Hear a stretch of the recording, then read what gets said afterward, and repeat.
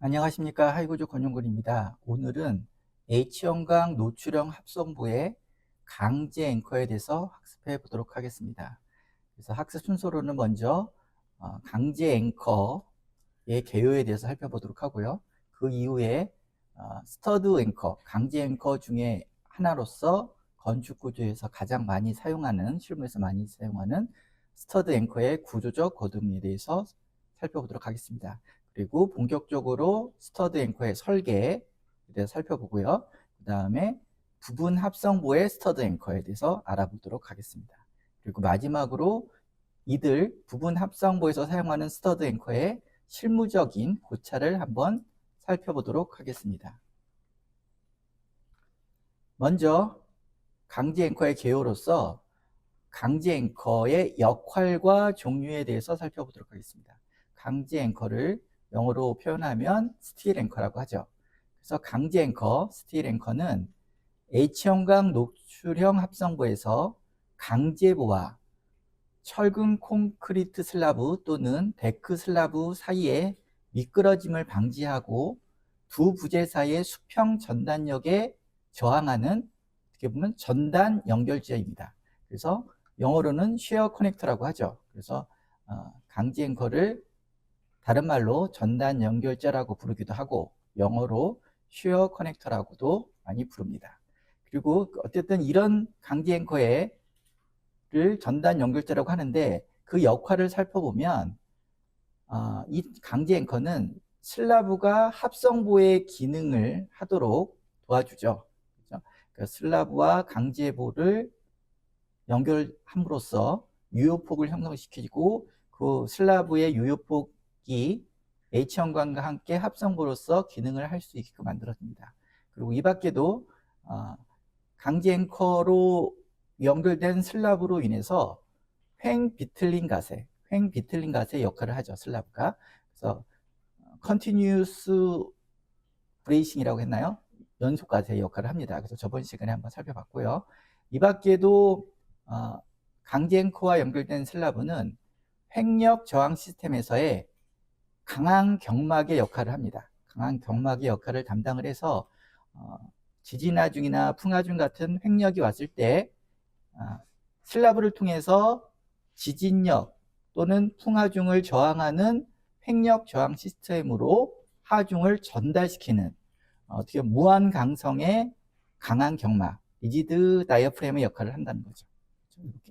이런 역할을 합니다.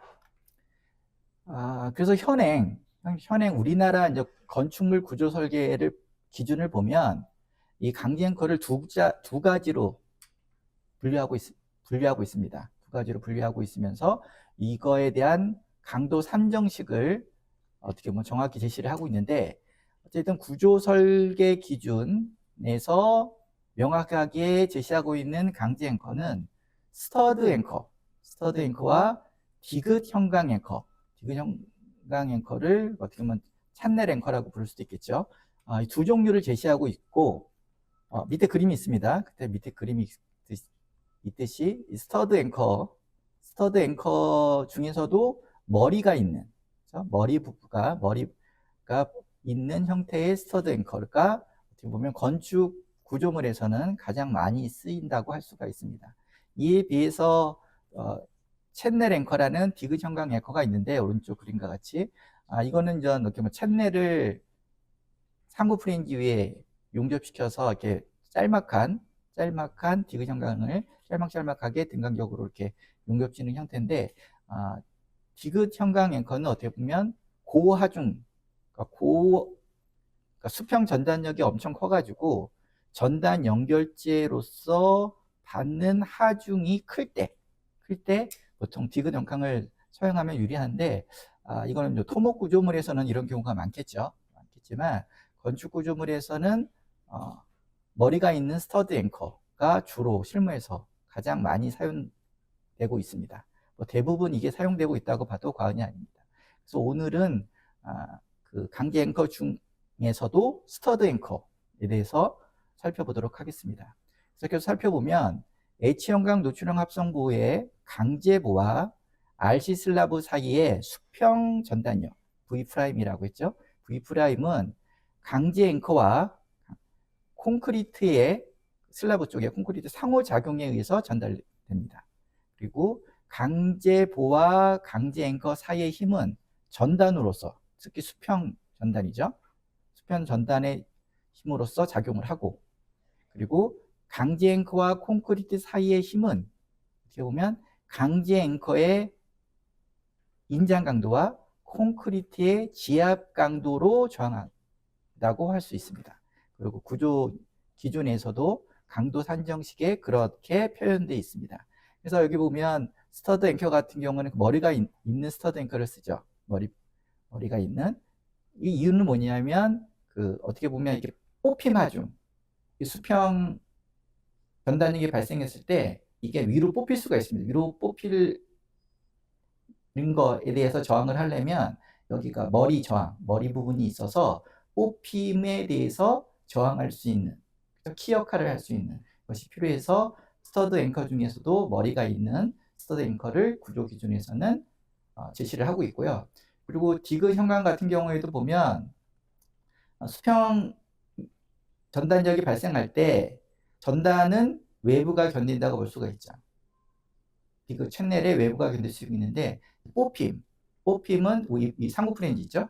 여기 또 상부 프렌지가 키 역할을 해서 뽑힘에 대해서 저항하도록 한다고 할 수가 있습니다. 이 밖에도 강제 앵커를 우리는 부분 합성으로 사용할 수가 있죠. 그래서 오늘 배울 텐데 부분 합성으로 사용하기 위해서 사용할 경우에는 이 수편 정당력 V'은 어떻게 보면 강제 앵커의 수추 또는 강제 앵커의 저항 능력에 해당되는 겁니다. 그래서 이런 것들 오늘 살펴보도록 하겠습니다. 그래서 먼저 우리 건축 구조에서 가장 많이 사용하는 스터드 앵커에 대해서 살펴보도록 하겠습니다. 그래서 KDS 14에서는 스터드 앵커, 전단 연결제로 사용하는 스터드 앵커의 줄기의 지름을 세 가지를 표준으로 하거든요. 줄기라 하면 여기 밑에 그림도 있지만 이 부분을 얘기합니다. 그렇죠? 줄기, 머리 부분이 아닌 몸통 부분. 이 줄기 부분을 직경 19mm 그리고 22mm 또는 25mm를 표준으로 하여 사용하도록 하고 있고요. 전단 연결제로. 재질은 KSB1061을 따르도록 하고 있습니다. 그런데 여기서 뒤에서 살펴볼 텐데 보통 실무에서는, 건축 구조에서는 요 19mm를 주로 많이 사용합니다. 파이 19mm의 스터드 앵커를 많이 사용하는데 그 이유는 뒤에서 살펴볼 텐데 고령 데크 플레이트 같은 경우, 고령 데크 플레이트와 함께 그 안에 스터드 앵커가 설치되는 경우에는 기준에서 19mm 이하의 스터드 앵커를 사용하라고 말하고 있습니다. 그렇기 때문에 19 이하면 여기 기준에서 보면 19밖에 없죠.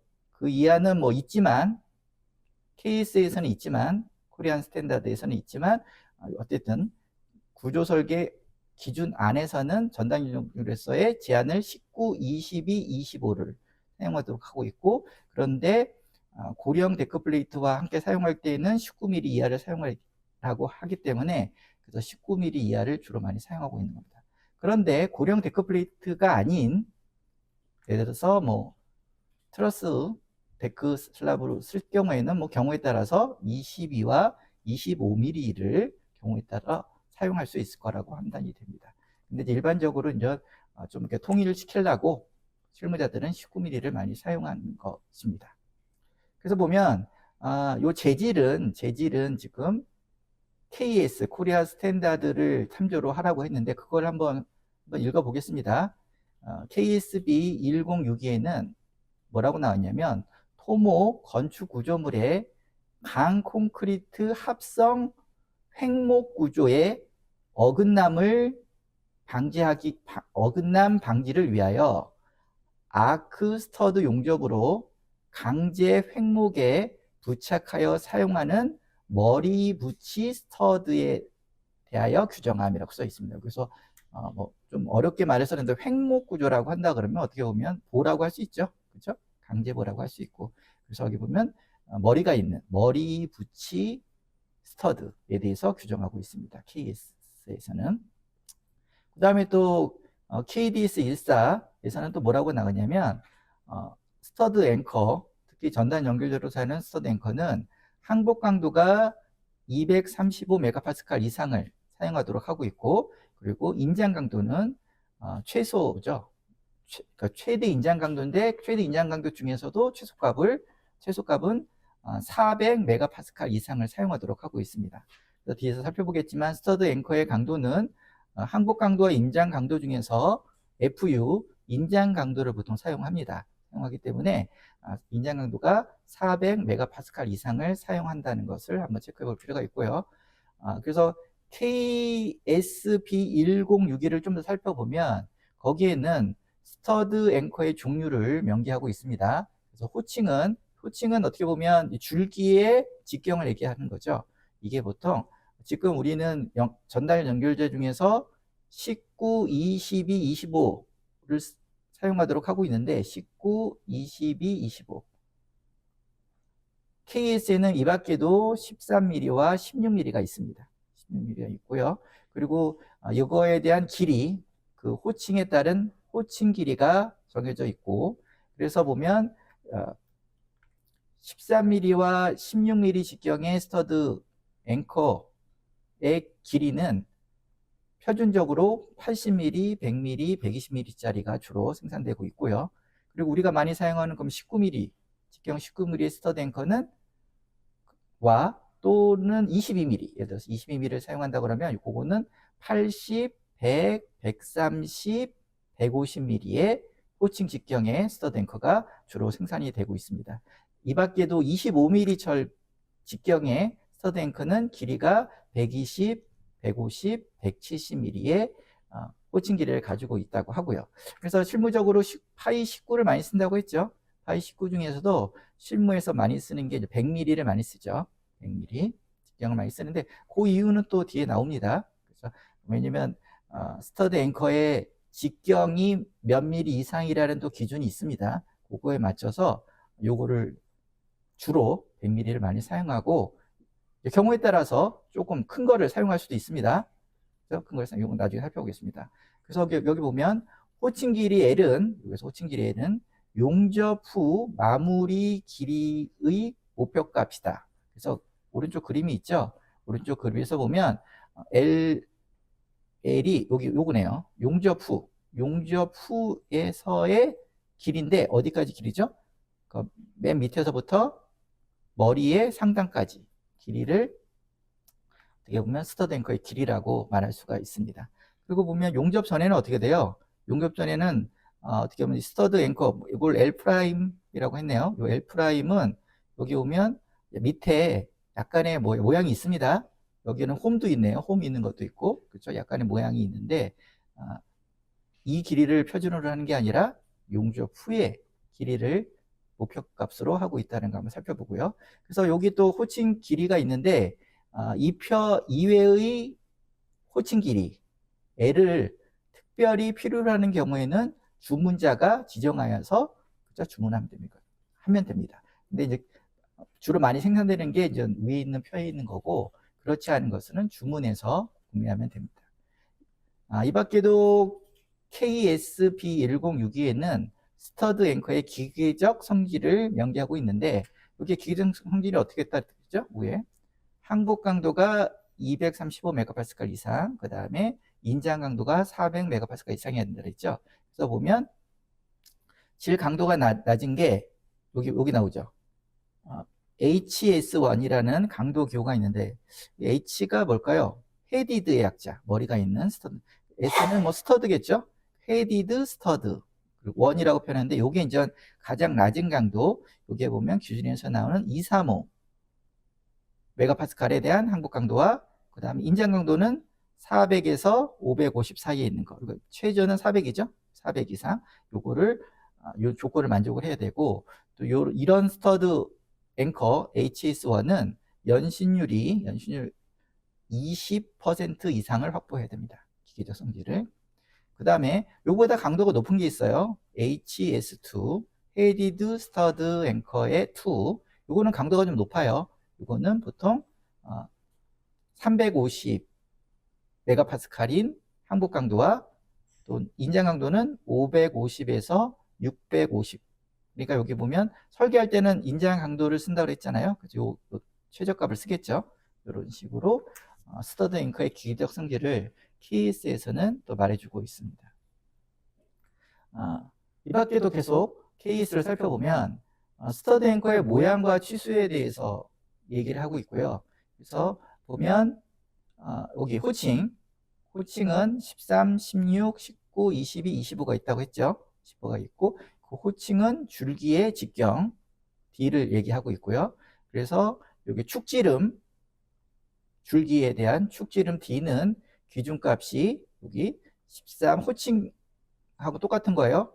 16, 19, 20, 25로 나누고 있고 여기에 또 허용차가 있죠. 그렇죠? 플러스 마이너스 허용오차가 있고 그리고 머리 부분에 머리의 치수도 제시하고 있습니다.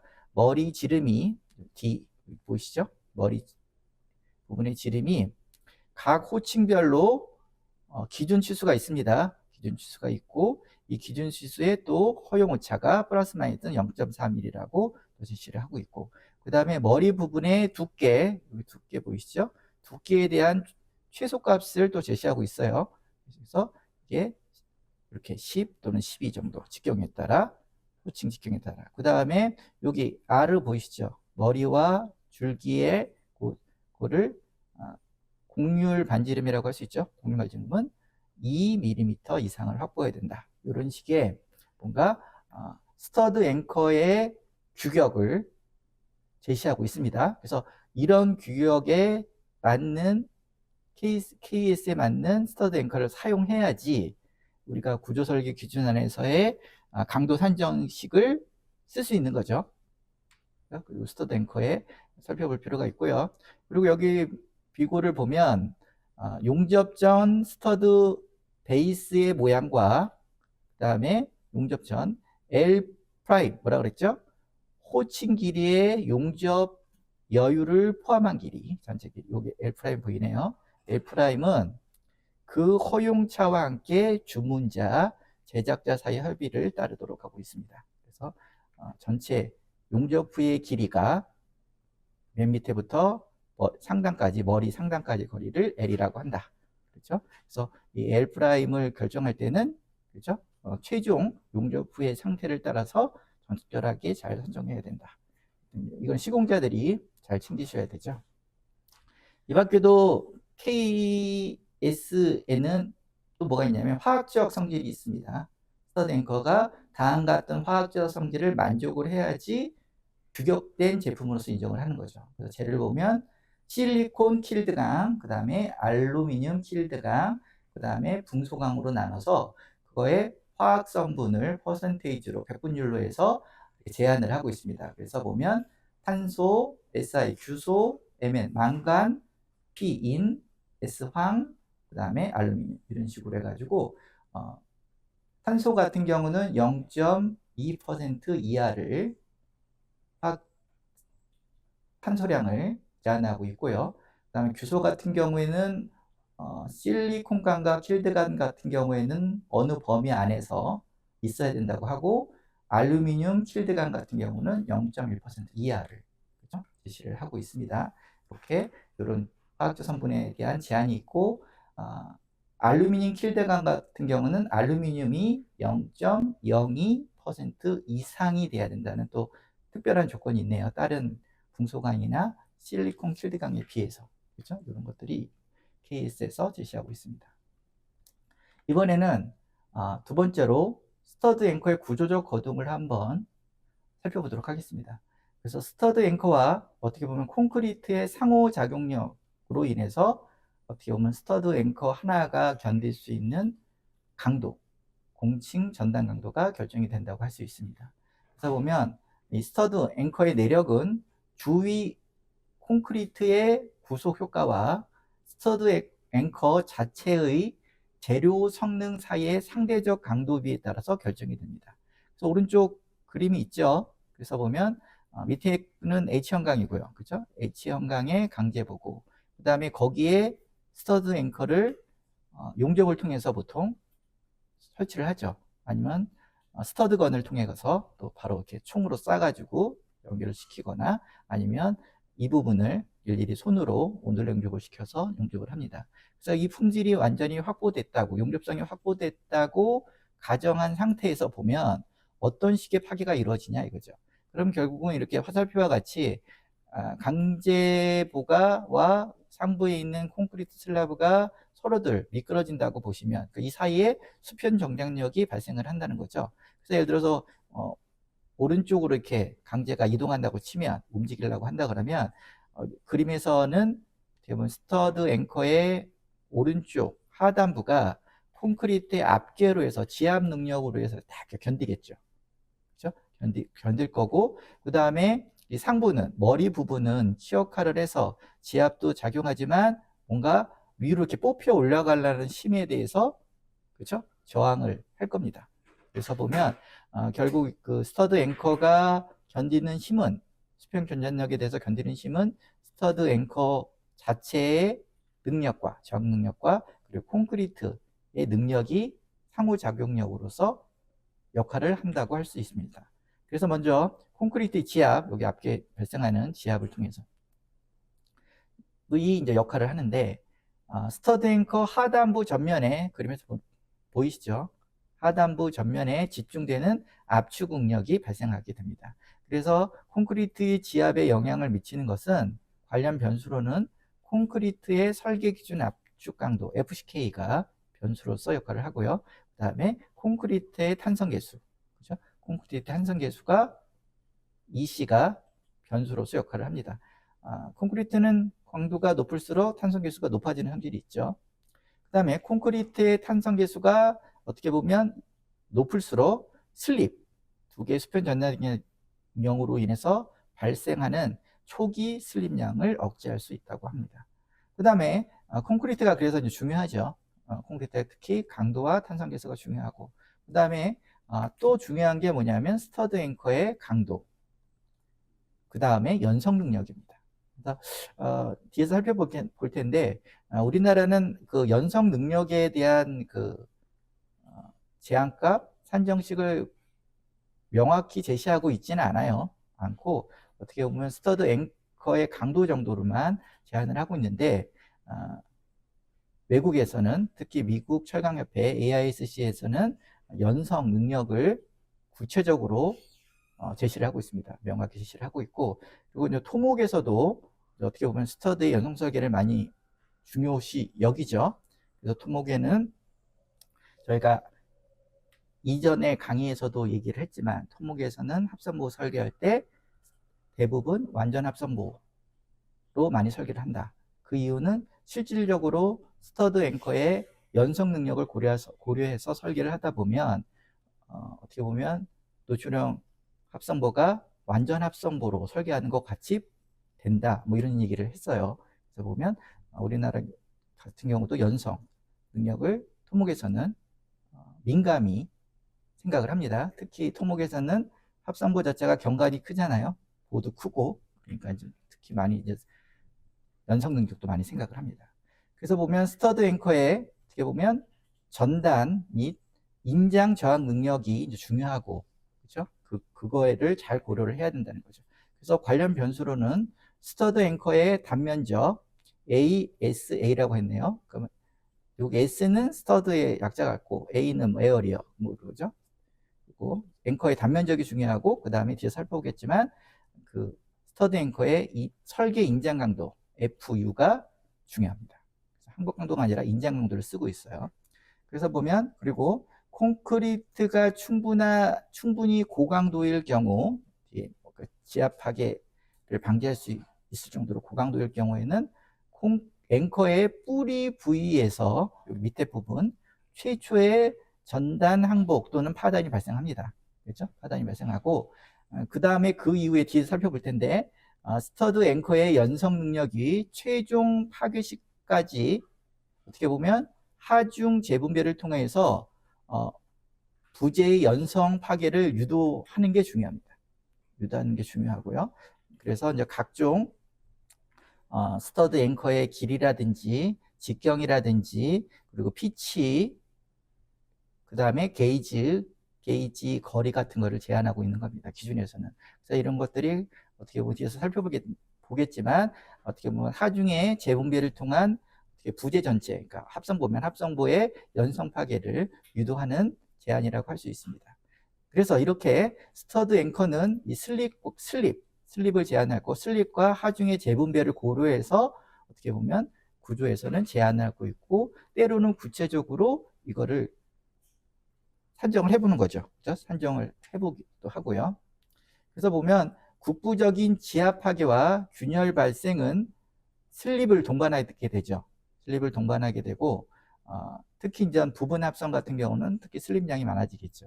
이는 노출형 합성부의 소성 설계 시 인접 앵커의 하중 재분배 메커니즘으로 작용을 하게 됩니다. 그래서 어떻게 보면 스터드 앵커가 하나가 이렇게 파괴가 되더라도 바로 전체적인 부재의 파괴가 이루어지지 않고 또 옆에 있는 놈이 대신 또 힘을 받아주는 거죠.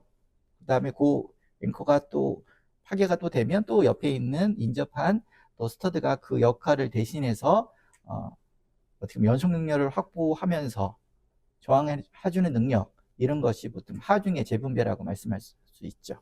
그렇죠? 이런 것들을 한번 살펴볼 필요가 있습니다. 그래서 계속적으로 스터드 앵커의 구조적 거동을 살펴보면 스터드 앵커와 주변부의 파괴 거동을 살펴보겠습니다. 오른쪽 그림과 같이 한번 살펴보시면 되고요. 그래서 오른쪽 그림에서 보시면 그래프가 이건 어떻게 되냐면 세로가 Y축이 shear force, 수평 전단력이죠. 그 다음에 오른쪽 X축 가로축이 shear slip, 변형량이네요. 그죠? 변형량에 대한 저항하는 shear 포스에 대한 그래프를 그려주고 있죠. 그렇게 보면 첫 번째 이 스터드 앵커는 어떻게 파괴되냐, 파단이 어떻게 되느냐를 한번 보여주고 있는데 그래프와 같이 보시죠. 먼저 스터드 하단, 베이스라고 하죠. 하단과 강제 상부 프린지가 만나는 경계 부분에서 어떻게 보면 최대 전단력과 최대 힘 모멘트가 먼저 발생합니다. 여기 이 그림이 첫 번째 그림, 여기 스테이지 1 파란색 스테이지 1입니다. 그럴 때까지는 어떻게 보면 밑에가 어떻게 보면 이게 고정이라고 보면 되고요. 그다음에 머리 부분이 어떻게 보면 약간의 그죠? 핀의 지지점이라고 보고 그게 옆에서 수평전장을 밀으면 어떻게 보면 밑에는 고정, 위에는 핀이기 때문에 핀 모멘트가 어디가 제일 세죠? 하부에서 세죠. 그리고 가장 큰 전단력이 발생하고 이렇게 벌써 하부에서 힘을 받게 됩니다. 그러면서 이게 이제 탄성 변형을 하게 되는 거죠. 그래서 직선 형태의 그죠? 직선 형태를 띠면서 변형의 슬립에 따라서 저항하는 쉬어 포스가 점점점 일치 함수를 띠면서 직선으로 이렇게 증가를 합니다. 그런데 스테이지 2에서는 어떻게 되죠? 스테이지 2에는 어느 순간에 이제 힘을 받게 되면 어느 순간에 쉼 모멘트가 가장 큰 하부에서 소성인지가 발생을 하게 됩니다. 소성인지가 발생을 해요. 그러면서 강성이 적어지면서 그래프의 기울기가 한번 꺾였죠. 그죠? 이게 탄성계수니까 강성이 떨어진 겁니다. 그래서 쭉 올라가다가 이게 이제 더더욱 연속 능력을 많이 발휘하게 되면 이게 밑에서 스테이지 2에서는 하늘색이요. 스테이지 2에서는 밑에 부분에 소성 힌지가 발생했다고 보면 스테이지 3, 그러니까 빨간색 영역에서는 중앙부에 줄기 부분에서 두 번째 소성 힌지가 발생을 하면서 결국은 끝까지 중국 파괴가 되는 형태를 나타내는 겁니다. 그래서 이런 형태를 띠는 게 스터드 앵커의 파괴 메커니즘을 보면 이런 형태를 띠는 것이 어떻게 보면 가장 바람직한 거죠. 연속 능력이 뛰어난 거고, 그죠? 그래서 살펴보겠습니다. 대부분 전단 파단은 뿌리 영역에서 발생을 하며 하부에서, 그죠? 하중이 증가함에 따라서 줄기가 또 다른 소성인지가 그죠? 발생함으로 하면서 변형이 되는 형태. 이런 식의 스터드 앵커의 파단에 대한 파괴 메커니즘을 보여주고 있습니다. 그래서 이런 식으로 파괴가 된다. 또 하나 파괴되는 형태로는 밑에 두 번째 있죠. 뽑힌 파괴라고 하는 거. 요거는 뭐냐? 어떻게 보면 이 스터드 앵커가 이 머리 부분이 키어 칼로 해서 위로 이렇게 인장력이 발생한다고 볼 수가 있죠. 그러면 그게 어떻게 보면 뽑히려고 하는 거죠. 뽑히려고. 어디서요? 콘크리트, 하부에 있는 콘크리트. 얘가 저항하는 하부에서 묻혀있는 정착부의 콘크리트가 파괴되는 형태입니다. 그래서 읽어보면 스터드 앵커의 정착력에 의해 콘크리트 내부에서 인장 응력이 발생하며 표면으로 갈수록 넓어지는 원뿔 형태의 파괴면이 형성이 됩니다. 원뿔 형태의 파괴면이 이걸 콘파괴라고 하죠. 그래서 보면 이때 콘파괴로 인한 뽑힌 파괴가 일어날 수가 있는데, 이때 예를 들어서 이 앵커와 앵커 사이의 거리가 좁을 경우는 어떻게 합니까? 이 콘파괴의 영역이 중첩이 되겠죠. 그렇죠? 그러면 더 내력이 떨어지는 거죠. 하나의 스터드 앵커가 인장 뽑힌 파괴로 저항할 수 있는 능력이. 그래서 앵커 간격이 좁을 경우 개별 파괴 콘이 중첩되어 내력이 저하될 수가 있습니다. 그렇기 때문에 기준에서는 뒤에서 살펴볼 텐데, 스터드 앵커의 피치는 스터드 앵커 직경의 6배 이상을 하라. 그러니까 이 피치가 이와 앵커 사이 피치가 어느 정도 거리 이상을 뛰라, 이런 식의 제한을 하고 있는 겁니다. 예를 들어서 설명을 하면, 그리고 이제 어떻게 보면 게이지도 이제 여기 뒤에서 배울 텐데, 게이지는 4D 이상인가요? 직경의 4배 이상을 유지해라, 이런 식으로 기준에서는 원뿔형 뽑힌 파괴가 발생하지 않도록 피치와 게이지의 간격을 제한하고 있습니다. 이 밖에도 이제 하렬 균열이 발생할 수 있습니다. 하렬 균열, 이렇게 보면 스프리팅 크랙이라고 할 수 있죠. 그렇죠? 이런 것들이 발생할 수, 쪼개지는 거 발생할 수 있는데, 스터드 앵커의 지압에 의한 횡방향 팽창으로, 콘크리트는 인장력이 약하잖아요. 그래서 횡방향 팽창으로 스터드 앵커의 축 방향에 따라 방사형 균열이 발생할 수 있습니다. 그러니까 이렇게 침이 발생했을 때 축 방향과 어떻게 보면 직각 방향과 그 방사형 사이에는 뭐가 발생하죠? 어떻게 보면, 그러니까 지압이 발생하면 콘크리트가 압축력이 작용할 수 있다고 볼 수 있잖아요. 압축력이. 그러면 콘크리트를 누르면 옆으로 파괴가 되죠. 무슨? 포화송 이펙트. 포화송 효과에 따라서 옆으로 횡방향 파괴가 일어나죠. 이게 이제 어떻게 보면 횡방향 팽창이라고 할 수 있고, 이런 것들이 어떻게 보면 이게 이쪽에서는 압축이, 그리고 그 직각 방향에서는 인장이 발생하면 그 사이에서는 방사형 인장 크랙이 발생할 수도 있는 겁니다. 그렇죠? 이런 것들을 화렬 균열도 발생할 수 있다. 그래서 보면 특히 피복 두께가 부족하거나 연단 거리가 짧을 경우, 콘크리트 그 피치의 그 가장자리 부분, 연단 거리가 짧을 경우에는 화렬 균열이 표면까지 관통하여 급격한 내력 저하를 초래할 수 있습니다. 그래서 또 기준에서는 그래서 스터드 앵커 중심에서 전단력 방향이 있는 가장자리까지의 거리는 보통 콘크리트는 200mm 이상, 경량 콘크리트는 250mm 이상을 띄도록 하고 있습니다. 이런 것들이 다 하렬 균열을 방지할 목적으로 기준에서 정하고 있는 거라고 할 수 있습니다. 이번에는 세 번째로 스터드 앵커의 설계에 대해서 살펴보도록 하겠습니다. 스터드 앵커의 설계.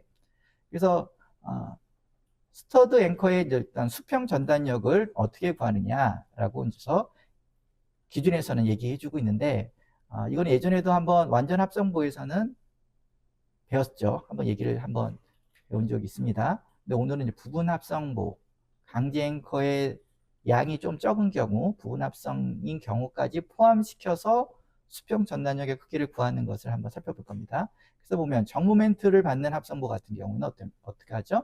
이거는 정모멘트가 최대가 되는 위치와 그 다음에 모멘트가 제로가 되는 위치 사이에 총 수평 전단력 V'은 첫 번째 콘크리트의 앞괴, 두 번째는 강제 단면의 인장 항보, 그리고 부분 합성 같은 경우는 스터드 앵커의 강도, 이 세 가지 한계 상태로부터 구하되 그 중에서 최소값, 사용하도록 하고 있습니다. 그래서 여기 밑에 수식이 있죠. 콘크리트 악기는 어떻게 표현하냐? F'은 0.85 FCK, 어떻게 보면 콘크리트가 받을 수 있는 최대 응력이라고 할 수 있죠. 0.8 FCK에다가 AC는 유효폭에다가 콘크리트의 두께를 보면 되죠. 그래서 AC는 유효폭 내의 콘크리트의 단면적을 얘기했죠. 그래서 요거거나 또는 강제 단면에 인장 항목이 발생했을 때 요거를 V'을 볼 때는 어떻게 한다? FI 강제의 항복 강도에다가 그죠? AS는 뭐죠? 강제보의 단면적을 곱하는 값이죠. 요 둘 중에서 작은 값을 쓴 게 우리가 예전에 완전 합성보에서 배웠던 스터드 앵커 설계했을 때 필요한 수평 전단력이었습니다. 근데 오늘 하나 더 배우는 게 뭐냐? 오늘은 이제 스터드 앵커를 통한 부분 합성보 설계까지도 공부를 하는 거기 때문에 세 번째가 하나 더 있죠. 스터드 앵커의 강도. 그래서 V'은 시그마 QN은 뭐냐? 정 모멘트가 최대가 되는 위치와 그죠? 위치가 있겠죠? 그리고 모멘트가 제로가 되는 위치 사이, 그러니까 변곡점이겠죠? 사이에 강제 앵커의 공칭 강도의 합, 즉 거기에 설치되는 앵커의 전체의 합의를 얘기하는 거죠. 그죠? 요거 중에서 이 셋 중에서 어떻게 보면 최소값을 얘기합니다. 그래서 1번과 2번을 쓰려면 완전 합성보 설계를 하면 1번과 2번을 쓰고 부분 합성보 설계를 하게 되면 그죠? 여기까지 3번까지 해서 가장 최소값을 쓰게 하고 있는 겁니다. 기준에서는. 그리고 부모멘트를 받는 합성보에서는 어떻게 하죠? 이것도 예전에 배웠었죠. 그래서 부모멘트 구간에 슬라브 내에 있는 길이 방향 철근이 강제보와 합성으로 작용하는 경우 부모멘트가 최대가 되는 위치와 모멘트가 제로가 되는 위치 사이의 총 수평 전당력 V'은 슬라브 철근의 항복, 요거까지만 하면 이제 완전 합성보죠. 그죠? 부모멘트 구간의 완전 합성보. 근데 오늘 혹시나 스터드 앵커, 그러니까 부분 합성까지 고려를 한다면 2번이 추가되는 겁니다. 그리고 보면 슬라브 철근 항복은 통한 그 수평 전단력은 V'은 FYR, 이 뭐죠? 철근의 레인포스 R, 리바 뭐 이런 철근의 항복 강도를, 설계 기준 항복 강도를 얘기하고, AR은 그 철근의 단면적을 얘기하는 거죠. 그렇죠? 요거. 그래서 AR은 콘크리트 슬라브의 유효폭 내에 있는 길이 방향 철근의 단면적을 얘기하고, FYR은 철근의 설계 기준 항복 강도를 얘기하고 있죠. 그렇죠? 그래서 요거는 그때 배웠습니다, 우리가 한번. 그런데 그리고 사실 분모멘트가 걸리는 합성보는 대부분 완전 합성보로 설계를 한다고 했죠, 실질적으로. 그렇죠? 이게 이제 대부분인데 혹시나 부분 합성보도 분모멘트가 받는 합성보에서도 부분 합성보를 적용할 경우에는 스터드 앵커의 강도를 여기에 추가를 해서 둘 중에서 작은 값으로 설계를 할 수 있는 겁니다. 그래서 다시 분모멘트를 받는 합성보는 보면 슬라브 철근의 항복이나 그 다음에 스터드 앵커의 강도 둘 중에서 작은 값으로 한다는 거죠.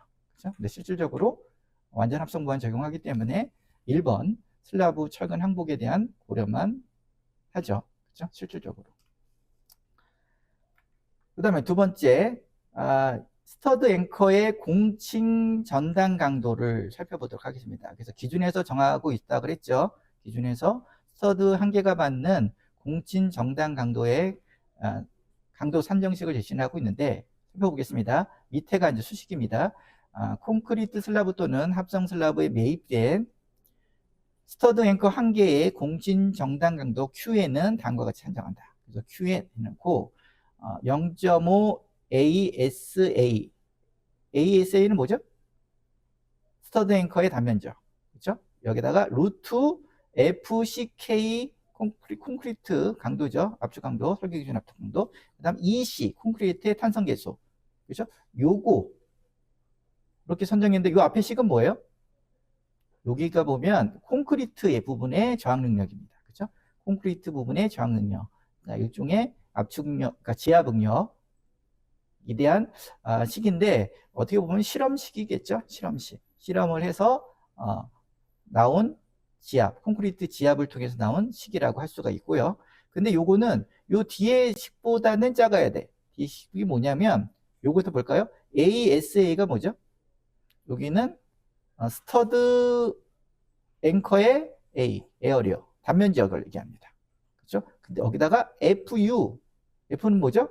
Fu는 인장 강도. 그렇죠?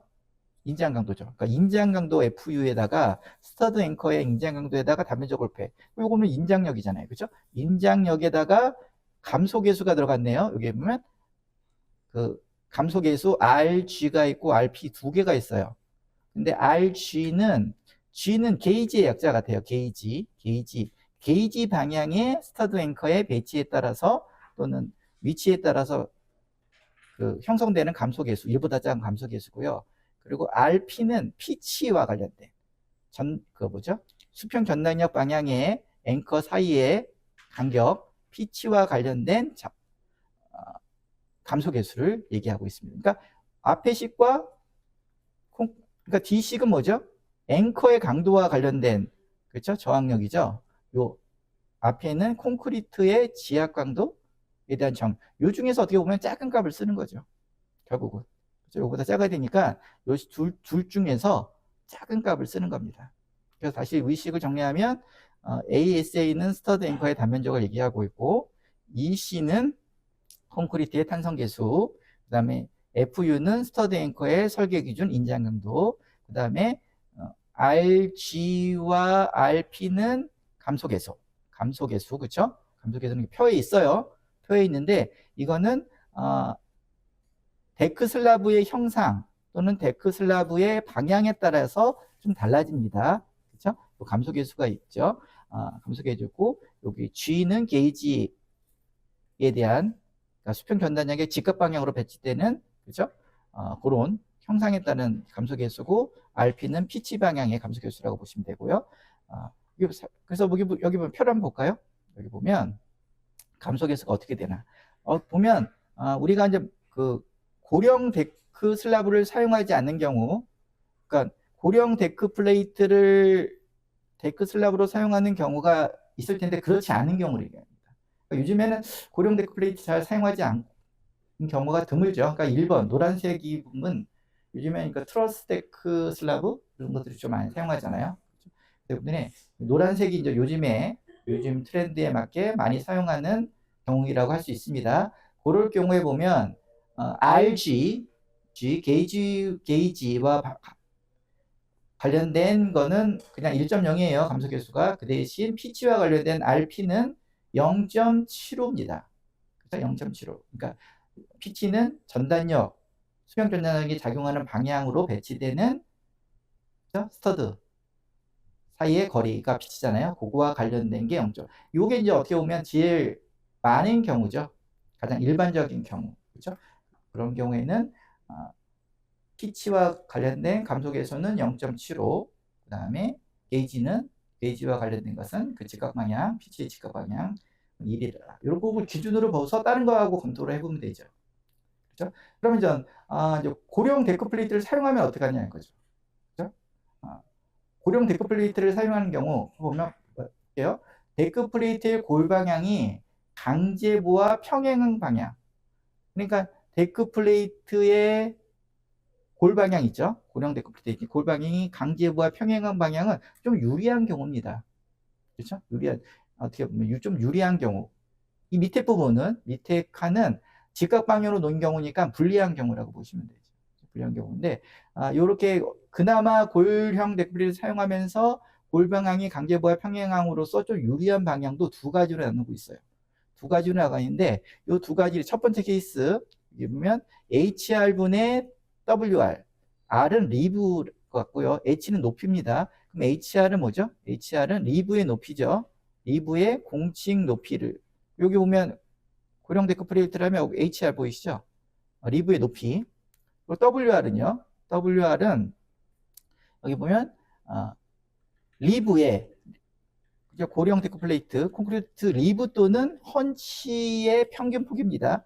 보면 리브면 요거잖아요, 그렇죠? 리브가 요건데 위에 폭 넓은 폭이 있고 여기 낮은 폭이 있잖아요, 그렇죠? 근데 그러면 중간폭, 그렇죠? 평균 폭을 얘기하는 겁니다.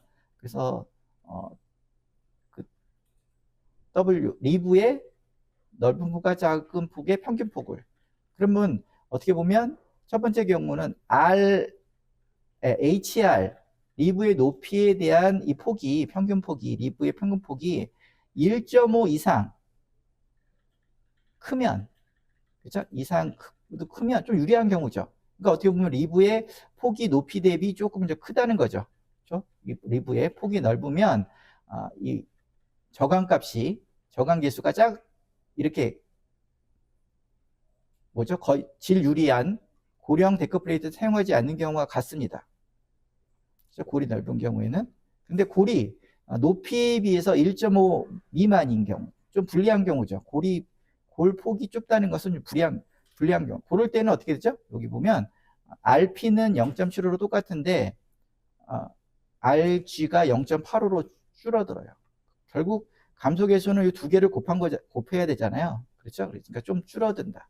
그래서 이런 감소계수가 형성이 되어 있고요. 그리고 가장 불리한 경우, 데크 플레이트의 골 방향이 강제부의 직각인 경우에 데크 플레이트 골당 스터드 앵커의 개수들이 있죠.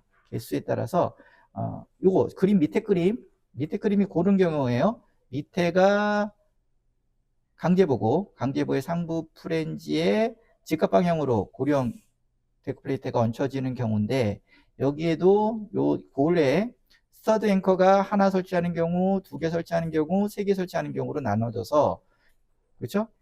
있죠. 근데 그러니까 게이지죠, 게이지가 두 개 설치한 경우는 좁을 거고, 세 개 설치는 더 좁겠죠. 그렇기 때문에 여기 어떻습니까? 게이지와 관련된 RG가 하나 설치한 경우에 비해서 두 개 설치하면 줄어들고, 세 개면 더 줄어들고, 이런 형상을 나타내는 경향을 나타내겠죠. 그 다음에 그렇죠? 이런 경향을 나타냅니다. 그런데 여기도 보면 또 강한 위치의 스터드 앵커와 약한 위치의 스터드 앵커가 또 나눠져 있어요. 이건 무슨 뜻이냐면, 여기 그림에서 보면 여기 약한 위치가 있고 강한 위치가 있잖아요. 근데 보면 여기 보면 약한 위치라고 하면 여기 스터드 앵커의 그 측면, 오른쪽 측면에 몇부터 어디까지? 여기 0.5 HR 여기까지의 거리, 요 거리가 50mm 미만이면, 보다 작으면 약한 위치입니다. 그렇죠? 근데 여기 보면 강한 위치는 50mm 이상 멀리 떨어져 있어. 이렇게 미룰게요. 이렇게 미룰 경우, 그렇죠? 수평 단위가 이렇게 작용할 경우, 그럴 경우에는 이게 강한 위치입니다. 근데 수평 전등약이 이렇게 밀 수도 있고, 어떻게 보면 이렇게 밀 수도 있잖아요. 그러면 실질적으로 우리가 설계를 하다 보면 이걸 일일이 다 스터드 위치를 여기 오른쪽에다 왼쪽에다 이게 구분해서 제시할 수가 없기 때문에 일반적으로 다 약한 위치에 속합니다. 대부분 고령 데크 플레이트에 설치되는 대부분은 약한 위치예요. 그래서 보면 강한 위치는 좀 유리해요. 반응 감소계수가 여기 보면 RP도 약한 위치는 0.6이지만 강한 위치는 0.75잖아요. 그렇죠? 좀 유리한데, 그리고 또 RG도 위하고 요거는 같네요. RG는 왜 같죠? 이거는 게이지와 관련된 거니까, 그죠? 게이지와 관련된 거기 때문에, 그러니까 여기 하나 설치하느냐, 두 개면 예를 들어서 이렇게 설치하는 경우잖아요. 이렇게 데크를 게이지와 관련된 정한계수니까 이거는 똑같은 것 같아요. 그죠? 그래서 요거는 약한 위치와 강한 위치에 따라서 또 직각방향 놀리는 데크 플레이트는 감소계수가 다르다. 이런 거 한번 살펴볼 필요가 있습니다. 그래서 고령 데크 플레이트는 좀 더 복잡하죠. 감소계수를 계산하는데, 근데 경향은 있습니다. 그래서 우리가 이제 실무적으로 감소계수 RG와 RP를 실무적으로 한번 예시를 한번 들어볼게요. 그래서 우리가 예전에 고령 거푸집용 데크 플레이트 이렇게 생긴 놈을 우리가 한번 공부를 한 적이 있습니다. 데크 플레이트의 형상에서 그래서 보면 이런 그래서 JD 614와 JD 600인 경우에 대해서 이게 많이 사용되는 고령 거푸집용 데크 플레이트인데 요거를 한번 보면 한번 계산을 해봤어요. 그죠? 해보면 예를 들어서 JD 614 요거 같은 경우에는 일단은 여기 골이 작죠. 그죠? 골이 작고 요 골을 리브에 여기 보면 높이에 대한 평균 폭이 1입니다. 여기 보면 구조적으로 보면 높이가 여기 같은 경우는 50 그렇죠? HR이 50mm이고 평균 폭이 50mm니까 1이에요. 그러니까 1.5보다 작죠. 1.5로 작아요. 작고 그래서 요거 같은 경우에는 JD 614 같은 경우는 여기 평행하게 놓인 경우와 직각 방향에 놓인 경우로 이제 구분할 수 있는데 평행하게 놓인 부분 강제부와 평행하게 놓인 좀 유리한다 그랬죠? 유리한 그런데 여기 폭은 작아 그렇죠? 그럼 좀 불리하겠죠? 그래서 RG가 0.85 RP가 0.75가 되죠. 둘이 곱하면 0.64가 되고 직각 방향으로 놓인 경우에도 보통 약한 위치에 스터드 앵커가 주로라 그랬잖아요. 그렇죠? 여기는 강한 위치가 나올 수가 없죠. 폭이 좁아서. 이럴 경우에는 RG가 1, RP가 0.6으로 해서 두 개 곱하면 0.6이 되죠. 결론적으로 여기 첫 번째 케이스인 이런 JD614는 골방향이 강제부와 평행한 경우가 결론적으로 감소계수가 크죠. 크게 나와서 유리한 거죠. 직각 방향인 작고 그렇죠? 그리고 JD 600 짜리도 있는데 요거는 이제 춤이 75 위에는 50이었잖아요. 그 다음에 요 전체 폭이 600짜리 이것도 요 계산을 해보면 HR에 대한 WR이 0.65가 나와서 이것도 1.5보다 작아요. 골방향이 충분히 크지가 않죠. 불리한 조건이 형성이 되고 그렇죠? 그래서 이것도 이제 계산을 해보면 평행한 방향 데크 플레이트 골방향이 강제부와 평행한 경우에는 HR에 대한 WR이 1.5 미만이므로 RG는 0.85 그 다음에 RP는 0.75가 돼서 곱하면 0.64가 됩니다. 평행 방향은 그나마 유리한 거죠. 직각 방향 놓인 경우가 불리한데 그것도 약한 위치의 스터드 앵커가 하나인 경우에는 RG는 1, RP는 0.6으로 해서 곱하면 0.6이 돼서 위에 거보다 평행한 경우보다 그렇죠? 불리한 조건이 되는 거죠. 그래서 이런 것들 한번 살펴볼 필요가 있습니다. 자주 쓰이는 거는 그래서 보면 여기 보면 결국 JD 614와 JD 600은 여기 평행한 경우가 똑같죠. 여기 그죠? 요거하고 요거 똑같잖아요. 그죠? 직각 방향인 경우에도 감소계수가 똑같죠. 그죠? 그러니까 서로 같은 데크의 형상은 다르지만 감소계수는 결국 두 개다 똑같다고 볼 수 있습니다. 또 이제 이런 것도 있었죠. 예전에 이제 고령 합성 구조용 데크 플레이트라고 해서 캠 50, 캠 75. 50은 뎁스가 전체 높이가 51인 거고 75는 전체 높이가 75mm인 거고 그렇죠? 요것도 한번 계산을 해봤어요. 요거는 다행히 어떻게 보면 이 골이 리브가 크죠? 앞에 거보다 그렇죠? 앞에 거보다 큽니다. 그래서 보면 HR에 대한 WR이 1.5보다 커요. 둘 다. 좀 유리한 거죠. 그러니까 감소계수가 좀 너무 작아지지 않을 수 있다는 거죠. 그래서 이렇게 계산을 해보면 이렇게 둘 다 1.5보다 큰 형태가 나옵니다. 1.5보다 큰 형태가 나오고 그래서 골에 어떻게 보면 두 경우도 좀 자세히 좀 정지시켜 놓고 좀 보시면 캠 200이나 캠 75가 똑같은 그렇죠? 똑같은 감소 개수를 갖고 있다고 볼 수 있어요. 그래서 평행한 경우 데크 플레이트의 골 방향이 강제부와 평행한 경우는, 그렇죠? 둘 다 RG는 1, RP는 0.75로 해서, 그렇죠? 똑같이 나타나고요. 그 대신 또 직각 방향은 데크플레이트의 골 방향이 강제부와 직각인 경우도 똑같습니다. 약한 위치의 스터드 볼트 한 개를 예를 들면 RG는 1, RP는 0.65로 해서 똑같이 이렇게 감소 개수가 정해진다는 거 한번 좀 유념해서 한번 계산해 보시면 좋을 것 같고요. 이번에는 스터드 앵커의 상세 요구사항입니다. KDS 143020에 나와 있는 얘기예요. 거기 살펴보겠습니다.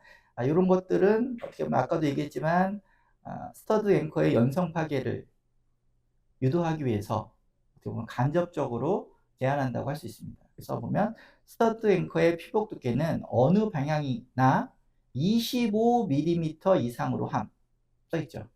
그런데 단 데크 플레이트 골 속에 스터드 앵커가 설치된 경우는 예외로 한다. 그래서 일반적으로 고령 데크 플레이트는 예외로 하지만 일반 고령 데크 플레이트가 아닌 경우에는 어느 방향의 피복 두께도 25mm 이상으로 해야 된다는 게 기준에서 정하고 있고요. 그리고 이거는 앞에서 한번 살펴봤습니다. 스터드 앵커의 중심에서 전단역 방향에 있는 가장자리까지의 거리는 보통 콘크리트에서는 200mm 이상, 경량 콘크리트는 250mm 이상으로 한다. 이건 뭐라 그랬죠? 아까 활혈 균열을 방지할 목적으로 기준에서 정하고 있다고 했고요. 그 다음에 강제부 외부 바로 위 프레임지에 설치된 것을 제외하고, 그러니까 강제부 외부 바로 위에 외부 부분에 스터드 앵커를 한 개 딱 설치하면 좀 이런 제한을 따르지 않아도 되는데, 2열로 예를 들어서 설치를 하는 경우, 이런 경우에는 예를 들어서 밑에 그림 같이 이렇게 설치하는 경우는 스터드 앵커의 지름, 스터드 앵커 지름 있죠? 지름은 프렌지 두께, 강제부 프렌지 두께 2.5배 이상으로 해야 된답니다. 2.5배 이상. 그래서 실무적으로 우리가 어떻게 보면 파이 19를 많이 쓴다고 했죠. 그죠? 파이 19를 많이 쓰는데 이걸 예를 들어서 2열 배치를 할 경우에는 그러면 이 기준에 의해서 2열 배치할 경우에는 강제부의 상부 프레임지 두께 TF가 7.6mm 이상이 돼야 한다는 거죠. 그렇죠? 그러니까 대부분은 아변 형광 같은 경우는 대부분 만족을 합니다. 만족을 하는데 아변 형광 중에서 작은 부재들 있잖아요. 예를 들어서 이런 부재들은 여기 보면 프레임지 두께가 맨 끝이잖아요. 이건 7이고 이건 7이네요. 그러니까 요거는 만족하지 못하죠. 그러니까 결론적으로 말하면 이 기준에 의해서 이런 작은 아비언 H형광은 스터드 앵커를 2열로 배치하기는 불가하다는 거죠. 거꾸로 얘기하면. 그렇죠? 그런데 뭐 이런 작은 부재의 아비언 H형광을 2열로 배치하는 경우는 거의 없죠. 그러니까 사실 뭐 현실성은 없습니다. 그렇지만 이제 경우에 따라서 요런 기준이 빌탑 부재 플레이트 가다 이런 데 또 사용할 수도 있기 때문에 한번 챙겨두면 좋을 것 같고요. 그 다음에 또 어떤 기준이 있냐면 스터드 앵커의 높이에 대한 기준이 있어요. HS. 스터드 앵커의 높이는 스터드 앵커 지름의 4배 이상, 직경 파이의 4배 이상으로 함. 그래서 보통 우리가 19를 많이 사용한다고 하니까 요거의 4배를 하면 얼마죠? 76mm 이상이 됩니다. 그렇죠? 그래서 우리가 실무적으로는 파이 19의 스터드 앵커를 많이 사용하고 길이는 아까 뭐라고 했죠? 100mm를 주로 많이 사용한다고 했잖아요. 그러니까 100mm 쓰면 요게 다 들어와요. 그렇죠? 그래서 100mm를 쓰는 이유 중에 하나입니다. 그리고 스터드 앵커의 피치는 수평 전단역 방향에 어떻게 보면 요 수평역 전단역 방향 요거죠. 피치 여기와 여기 사이 거리 또는 여기와 여기 사이의 거리. 그렇죠?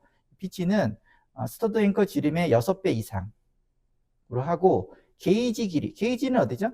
게이지는 이 피치 직각 방향 거리, 요거 가로 방향 거리죠. 여기서부터 2열인 경우에는 여기서 여기는 몇 D요? 4DS. 그죠? 스터드 앵커의 게이지는 스터드 앵커 지름의 4배 이상 해야 된다는 겁니다. 그래서 보면 이렇게 본다 그러면 파이 19 우리가 많이 사용하니까 피치는 어떻게 보면 114mm 이상 6배니까 19 곱하기 6 하면 이렇게 나와야 되잖아요. 그렇죠? 그리고 게이지는 어떻게 했죠? 거리는 76mm 이상이 돼야 되는 겁니다. 그렇죠? 근데 우리가 보통 뒤에서 살펴보겠지만 보통 피치를 보통 200을 많이 쓰죠. 그렇죠? 200mm 이상은 많이 쓰니까 뭐 이것도 다 그렇죠? 만족을 합니다. 사실. 그리고 근데 요게 그림과 같이 두 번째 그림은 어떻게 2열 배치를 했는데 정렬 2열 배치를 한 거잖아요. 이런 경우에는 조금 2열 배치를 하는 경우 프렌지의 폭이 좀 모자랄 경우가 있죠. 그래서 이걸 살펴본 겁니다. 그래서 H형광 중 파이 19 적용 시 정렬 2열 배치가 가능한 내부 보라고 그러면요. 폭은 95mm 이상이 돼야 된다는 겁니다. 산술적으로 보면. 이 95는 아까 2열을 배치했으니까 이거 4D잖아요. 그렇죠? 4 곱하기 파이 19mm 쓰면 플러스 그 다음에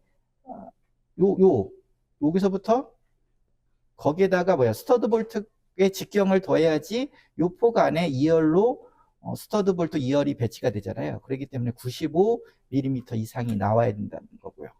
그렇죠? 근데 외부부는 한쪽만 슬라브가 있고 반대쪽은 슬라브가 없잖아요. 그러니까 여기는 4 곱하기 파이 대 여기 보면 4 곱하기 파이에다가 여기 철근 직경 한 번 더 넣어주고 플러스 그 다음에 아까 피복 두께가 25mm 이상 된다 그랬잖아요. 여기까지 해주면 120 이상의 H형광 폭이 있어야지 2열 배치가 가능하다는 거죠. 한번 개인적으로 계산해 보세요. 계산해 보시면. 그런데 예를 들어서 이렇게 첫 번째 그림 같이 업무 배치라고 하나요? 2열 업무 배치를 할 경우에는 문제가 되지 않죠. 그렇죠? 이렇게 할 경우에는 어떻게 보면 H형광의 폭이 문제가 되지는 않습니다. 그렇죠? 그래서 이런 것도 한번 살펴보시면 좋을 것 같고요. 이 밖에도 스터드 앵커의 중심간 거리는 슬라브 총 두께의 8배 또는 90mm를 초과할 수 없다라고 나오죠. 그래서 보통 우리가 슬라브 두께는 보통 요즘에 150은 쓰니까 150 곱하기 8보다는 여기가 작잖아요. 그러니까 90mm 라고 보면 되는데 보통 데크 플레이트의 폭이 600 정도 나오잖아요. 600. 그렇죠? 작아도 600은 나오니까 스터드 앵커 보통 이제 하나는 넣으니까 우리가 실무적으로 적어도 600은 넣죠. 하나당 하나. 그러니까 데크 플레이트의 폭 하나당 스터드 앵커 하나는 설치가 되니까 보통 그렇죠? 그러니까 그것도 뭐 크게 문제가 되지는 않습니다. 그렇죠? 이런 것들 한번 살펴보시면 좋을 것 같고요. 그리고 또 계속해서 살펴보면 스터드 앵커의 상세 요구사항 이번에는 고령 데크 플레이트의 스터드 볼트를 사용하는 경우입니다. 고령 데크 플레이트가 예를 들어서 깔리는데 연속적으로 깔려서 예를 들어서 연속부 깔려서 그 사이에 골 안에 스터드 볼트를 설치하는 경우를 얘기하는 거죠. 그럴 경우에는 어떻게 됐어요? 스터드 앵커의 지름 DS가 19mm 이하로 해야 된다는 거죠. 그때 제가 이거 주의해야 된다 그랬죠. 그렇죠? 그래서 우리가 고령 같은 경우는 1900개 못 쓰는 거예요. 고령 데크 플레이트에 골 안에 스터드 앵커를 설치하는 경우는 19mm 이렇게 못 쓰는 거죠. 그런데 나머지 뭐 트러스텍 이런 걸 쓸 때는 뭐 더 22, 25mm도 쓸 수는 있는 거죠. 그러니까 우리가 이런 걸 일일이 체크하기가 귀찮으니까 실무자들이 이제 19를 주로 쓰는 겁니다. 이유 중에 하나죠. 그리고 이것도 또 중요해요. 보면 스터드 앵커 설치 후 데크 플레이트 고령 데크 플레이트예요. 상단 위로 38mm 이상 돌출해야 된다. 이런 또 규정이 있어요. 38mm. 그래서 스터드 앵커의 상단 위로 또 앵커의 상단 위로 피복 두께가 13mm 이상의 피복 두께가 있어요. 보통 슬라브의 표국 두께는 20mm라고 하잖아요. 철근 같은 경우는. 근데 이거는 좀 줄여놨네요. 14mm. 그렇죠? 이런 것들 한번 살펴볼 필요가 있고요. 근데 돌출이 데크플레이트, 고령 데크플레이트 상단부터 위로 38mm 이상으로 돌출돼야 되기 때문에 이게 이제 우리가 보통 스터드 앵커 파이 19를 길이를 몇 짜리 많이 쓴다고 계속 얘기했어요. 실무적으로 100짜리를 많이 쓰는데 이런 경우는 안 맞아요. 그리고 어떤 경우 고령 데크플레이트 높이, 리브의 높이가 75mm인 경우에는 어떻게 하죠? 스터드 앵커의 길이는 리브의 높이에다가 38mm는 더해야 되잖아요. 그러면 113, 113mm가 나오잖아요. 요거를 이상 확보해야 된다는 거죠. 그렇죠? 그러니까 100mm를 쓰면 우리가 습관적으로 쓰는 파이 19를 길이를 100mm를 쓰면 부족할 경우가 나오죠. 그렇죠? 그러니까 이런 것들 고령 데크플레이트를 쓸 경우에는 주의를 하셔야 됩니다. 그렇죠? 그리고 그 다음에 기준에서는 또 어떤 기준이 있냐면 강제 앵커의 개수 산정과 배열에 대한 기준이 있어요. 기준이 있는데 읽어보면 별도의 시방이 없는 한 시방에서 강제 앵커의 개수를 최대 힘 모멘트가 발생하는 부분부터 힘 모멘트가 제로인 구간에 일정한 간격으로 배열한다. 그렇죠? 일정한 등 간격으로 배열한다. 어느 때? 특별한 시방이 없는 한, 그렇죠? 등 간격 배열하는 게 일반적인데, 그럼 특별한 시방이 있으면, 그렇죠? 등 간격으로 배열할 필요는 없는 거죠. 거꾸로 얘기하면, 그렇죠? 근데 일반적으로 이제 등 간격으로 배열을 하죠. 그렇죠? 그래서 뭐 그러니까 일반적으로 특별한 계산을 해가지고 등 간격으로 꼭 배치할 필요는 없는 거예요. 어떻게 보면 거꾸로 얘기하면. 그래서 보면 뭐 휘 모멘트가 큰 쪽에서는 촘촘히 배치하고, 그렇죠? 휘 모멘트가 작은 쪽에는 넓게 배치하고 이럴 수도 있는 거죠. 사실 이론적으로 얘기한다면. 그렇죠? 근데 이제 등 간격으로 배치하는 이유는 시공성이 좋잖아요. 그렇죠? 시공하는 사람이 이런 거 일일이 안 따져봐도 되잖아요. 그렇죠? 그래서 시공성을 감안해서 보통 최대 힘 모멘트 구간부터 힘 모멘트가 제로인 점, 변곡점까지의 거리를 구간에 등 간격으로 배치를 합니다.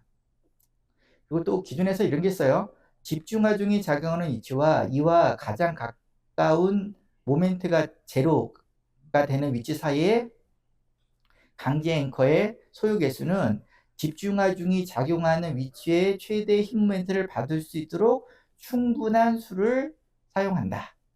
그렇죠? 이게 무슨 말이죠? 왜 이런 걸 썼을까요? 등분포 하중이 작용하는 경우는 그 모멘트의 차이가 좀 완만합니다. 어떻게 보면. 그렇지만 집중 하중이 작용하면 모멘트가 어떻게 보면 좀 길이 방향으로 좀 급하다 그러나요? 그죠? 급하기 때문에 이런 최대 힘 모멘트 부분, 등 간격으로 배치를 잘못 어떻게 보면 좀 소홀히 하면 실제로 스터드 앵커를 많이 배치해야 되는 최대 힘 모멘트 구간에 스터드 앵커 수가 적어질 수도 있다는 거죠. 그렇기 때문에 충분한 수의 스터드 앵커를 최대 힘 모멘트 구간을 기준으로 설치해야 된다라고 하고 있는 겁니다. 그래서 보면 스터드 앵커의 수는 수평 전단력, 그러니까 최대 힘 모멘트가 걸리는 쪽과 그 다음에 힘 모멘트가 제로인 사이에 중력은 2n, 스터볼트 하나, 그렇죠? 하나가 견디는 힘으로 나누면 그 개수가 나오잖아요. 그거 이상으로 배치를 해야 된다는 거죠. 그렇죠? 배치를 해야 된다는 건데, 요거는 뭐 그래도 집중하중이 균형 있게 작용하는 경우, 그러니까 어떻게 보면 쉐어 스판이 일정한 경우에는 크게 문제가 되지 않는데, 어떻게 보면 편심으로 집중하중이 삐딱히 걸려서 불균등의 휘 모멘트가 발생하는 경우에는 특히 더 주의를 해야 됩니다. 특히 스터드 앵커의 연성 파괴를 위해서. 그렇죠? 이런 거 뒤에 또 나오니까 외국에는 또 이런 규정들이 있습니다. 우리나라에는 아직까지 없지만. 그리고 여기 보면 정모멘트의 수평 전당력 V 프라임은 셋 중에서 작은 걸 쓰도록 한다고 했죠. 부모멘트의 수평 전당력도 둘 중에서 최소값으로 쓰는 거 아까 배웠어요. 그렇지만 보통 이거는 두 번째는 부분 합성부 개념이니까 안 쓴다고 했잖아요. 그렇죠? 그래서 거의 실무에서는 대부분 안 하죠. 이것만 고려하죠. 이런 것들 한번 살펴보시면 될 것 같고요. 그다음에 이번에 저희가 어떻게 보면 부분 합성부를 쓰는 이유는 강제 앵커의 양을 줄이기 위해서라고 했잖아요. 그렇죠? 그래서 보면 부분 합성 시 스터드 앵커의 공칭 전단 강도는 그럼 어떻게 변하느냐, 이걸 한번 살펴보도록 하겠습니다. 오른쪽 상단 그래프 한번 보시겠어요? 예전에도 한번 공부한 적 있죠? 여기 보면 가로축은 합성률입니다. 보면 ASFI 강제가 받는, 그렇죠?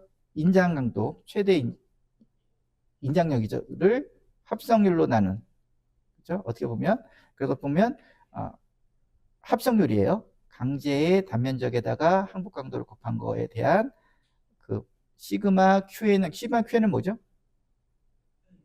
앞에서 배웠지만 스터드 앵커 최대 힘 모멘트와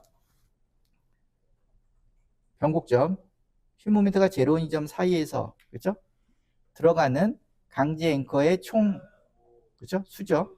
요거 합성률인데 요거고, 그다음에 위에는 세로축은 공친 휭 강도비라고 해서 여기 보면 완전 합성일 때에 받을 수 있는 휭 모멘트 저항 능력에 대한 Mn값, 부분 합성률을 작용했을 때의 휭 모멘트 강도의 비죠.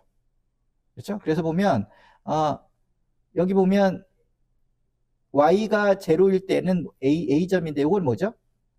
A는 MS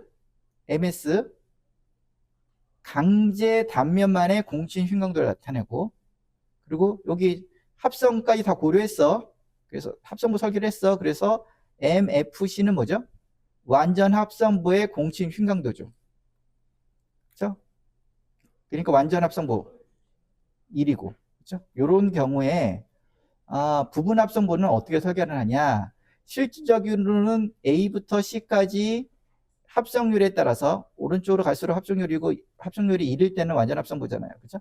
1일 경우에 따라서 이렇게 실선으로 형성이 될 텐데, 소수 응력 분포법에 따른 내력을 평가를 하면, 이러면 너무 복잡하니 선형 보관을 한다고 그랬죠. A점과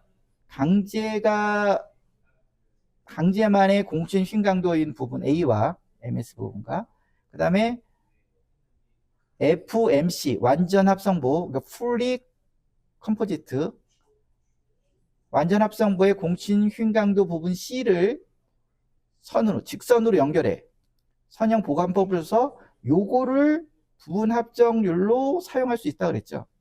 그래서 요 같은 경우는 여기가 뭐 한 30% 되나요? 0.3이니까. 그래서 요 부분에 요거를, 그래서 요 부분에 여기를 부분 합성에 따른 공칭 휭 강도로 볼 수 있다. 그렇죠? 요렇게 그때 한번 H형과 노출 합성부의 구조 개념인가요? 실시간에 저희가 한번 강제 앵커를 다루면서 설명드린 적이 있습니다. 그렇죠? 요거를 통해서 어떻게 보면 우리가 강제 앵커의 부분 합성 시 강제 앵커의 공식 농도를 구할 수 있다는 겁니다. 그래서 보면 이걸 보면서 볼게요. 강제 앵커의 양을 줄이기 위해서 H형광 노출형 부분 합성부를 적용하는 경우 스터드 앵커의 강도 시그마 QN의 변화에 따른 부분 합성부의 공칭 휭 강도 MPC는 P는 부분 partial, C는 composite, 그죠? 부분 합성부에 따라 그러니까 PC는 부분 합성부의 공칭 휭 강도는 보수적으로 볼 때, 예를 들어서 이렇게 곡선으로 쓸 수도 있지만 이게 그냥 보수적으로 좀 안전하게 선형 보관하여 다음과 같이 선정할 수 있습니다. 그래서 어쨌든 간에 우리가 부분 합성부로 설계를 할 경우에는 이거 대전제죠. MPC는 부분 합성부의 공칭 휭 강도고, 여기에 저항계수를 곱하면 0.9인가요? 설계 휭 강도가 되는 거죠. 혈관 경동도는 MU, 그 보가 견뎌야 되는 소요 최대 힘 모멘트보다는 커야 되죠. 이건 대전제입니다. 그죠? 대전제고, 이때 오른쪽 그래프를 보면, 여기 보면 우리가 선형 보관법을 써도 된다고 그랬잖아요. 그러면 요 점선에 따른 합성률을 구하면 되는데, 여기 보면 삼각형의 닮은 꼴의 원리를 쓰면 돼요. 보면 이 큰 삼각형이 있죠. 이거랑 그 다음에 이걸 밑변으로 하고 이걸 높이로 하는 큰 삼각형, 그리고 빗변으로 하는, 그죠? 이 삼각형이 있고, 그 다음에 높이를 요점이라고 하면 높이를 요점과 높이를 하고 여기를 밑변으로 하는 요 밑변으로 하는 요 조그만 삼각형 파란색에, 그죠? 두 개 닮은 꼴이잖아요. 요거의 비례식을 통해서 보면 요 작은 삼각형의 높이, 요게 뭐죠? MPC 빼기 MS죠. 요 높이가. 그죠? 요거 대 큰 삼각형의 높이가 필요하죠. 요거죠. 요거는 FC에다가 MS를 빼면 되잖아요. 요거. 그죠? 작은 삼각형의 높이 대 큰 삼각형의 높이는 뭐하고 다 같죠? 작은 삼각형의 밑변, 요거. 그죠? 요게 결국 뭐예요? 여기서부터 여기까지니까 요게 합성률이잖아요. 그렇죠? 요거 대 합성률 대 큰 삼각형의 밑변은 여기서부터 여기니까 1이잖아요. 그렇죠? 합성률이 1. 이렇게 놓고 비례식으로 풀어보면 어떻게 되죠? 요 내변의 곱과 외분의 곱은 똑같으니까, 그죠? 바깥쪽 곱분, 요거는 요거 곱하기 요거가 되죠. 요게 합성률이고, 그렇죠? 그래서 합성률은 결국 요런 식의, 요거를 이쪽으로 넘기면 요런 식으로 표현이 되죠. 결국 부분 합성보의 수평 전단력 V2'이라고 하면 2'은 완전 합성부의 수평 전단력인 V'에 합성률을 바로 그냥 곱하면 됩니다. 이게 뭐 50%면 0.5를 곱하면 되고 70%면 0.7을 곱하면 되는 거죠. 이게 합성률이 돼요. 이런 수식이 전개가 되는 겁니다. 그렇죠? 근데 이것들은 다시 정리를 하는데 선형 보관법을 사용해서 요렇게 사용하는 거다. 부분 합성률에 대한 개념. 그렇죠? 이런 걸 한번 잘 살펴보시면 어떻게 보면 스터드 볼트 부분 합성률을 쓰고 그거에 따라 스터드 볼트 양에 따라서 부분 합성 설계를 할 때 이렇게 선형 보관법을 써서 부분 합성률을 정한다. 이걸 한번 이해할 필요가 있습니다. 어쨌든 부분 합성보를 설계할 때 스터드 앵커의 수에 따라서 그거에 대한 휜 강도는 뭐 다음 시간에 한번 또 공부해 보도록 하죠. 그걸 원리입니다. 그래서 부분 합성보의 스터드 앵커, 그렇죠? 스터드 앵커를 이렇게 지금 공부하고 있는데 스터드 앵커를 먼저 H형광 노출형 합성보의 부분 합성률은 그러면 어떻게 최소 부분 합성률은 얼마 이상으로 봐야 되냐? 요거에 대한 그죠? 이슈가 있죠. 보면 현행 구조 설계 기준 KDS에서는 H형광 노출형 합성보 설계 시 최소 부분 합성률에 대해서 명확히 지시하고 있지는 않습니다. 그러나 AISC 360-22, 그러니까 미국 철강협회죠. 예, 커멘터리도 뭐 어떻게 보면 주석으로 해설집이지만 어떻게 보면 명확하게 이게 강제 조항이 있는 건 아니지만 어쨌든 커멘터리에는 있어요. 뭐라고 나와 있냐면 H형광 노출형 합성보 스터드 앵커의 최소량에 대한 최소 몇 퍼센트? 25%의 부분 합성을 발휘할 수 있는 스터드 앵커의 수량으로 제한하고 있습니다. 그러니까 커멘터리에는 미국 철강협회에서는 커멘터리에 최소 스터드 앵커는 부분 합성률 25%에 해당하는 양은 넣어줘라 이거죠. 그렇죠? 그 다음에 우리나라 합성 구조 설계 매뉴얼 2019년에 나온 그 내용에도 다음과 같은 얘기가 있어요. 물론 이 내용에는 AISC에 또 나와요. 저는 낮은 합성 작용의 볼을 사용할 경우에는 다음과 같은 문제가 야기될 수 있다라고 하고 있고, 이때 50% 합성 작용보다 작은 경우에는 강제부의 최종 휭 강도에 이르기까지 스터드 앵커에 큰 회전이 요구되고, 그러니까 아무래도 강제 앵커가 받는 힘이 크니까, 그렇죠? 그래서 큰 회전이 요구되겠죠. 이때 하중 재분배가 이루어지지 않아서 취성 파괴를 갖게 될 수 있다. 그렇죠? 취성 파괴를. 그렇기 때문에 좀 50% 이하로 넣는 것은 조심하라. 뭐 이런 얘기죠. 그 다음에 낮은 합성 거동은 어떻게 보면 탄성 거동으로부터 보와 스터드 볼트가 초기에 분리될 수 있지만, 그렇죠? 50% 이상의 합성률을 적용하면 어떻게 보면 스터드 앵커의 처짐 등의 사용성 검토에서도 충분한 안전율을 확보한다고 얘기하고 있습니다. 그래서 보면 결국 50% 이상의 합성률을 쓰는 것이 좋다, 그렇죠? 권장한다, 이런 거죠.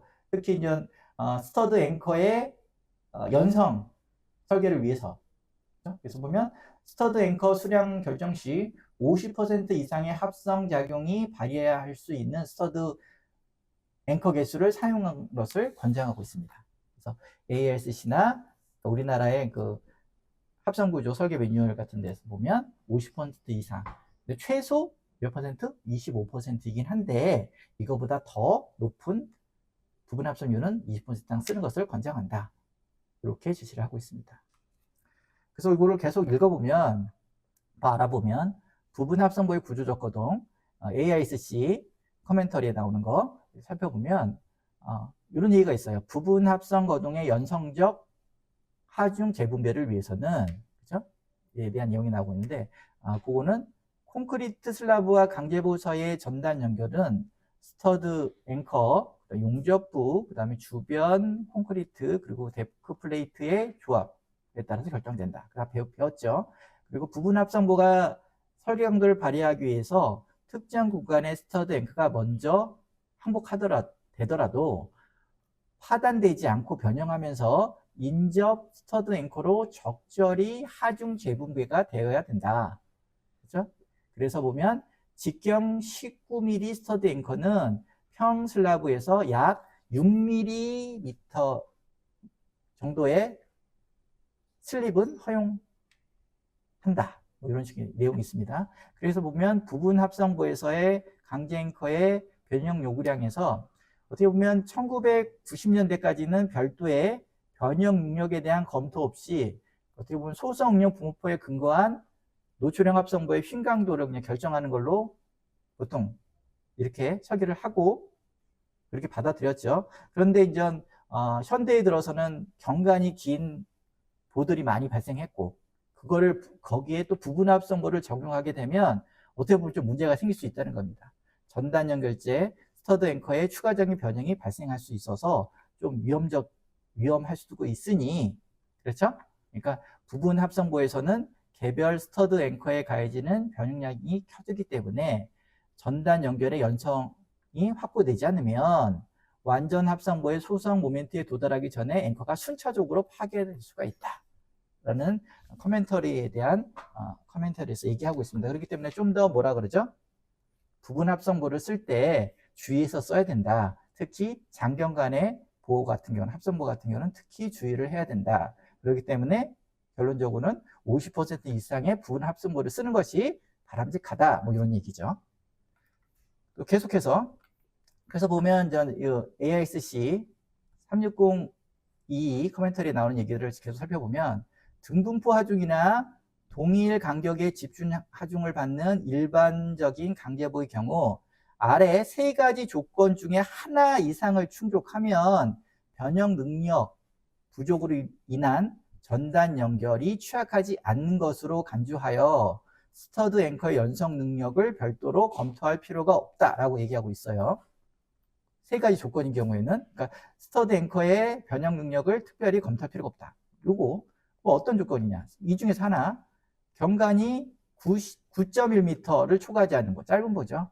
30피트라고 하는데 계산해 보면 9.1m를 초과하지 않는 보는 뭐 스터드 앵커 연성 능력 굳이 이렇게 검토하지 않아도 돼, 이거죠. 여기 두 번째 나오죠. 최소 50% 이상의 부분 합성 작용인 보.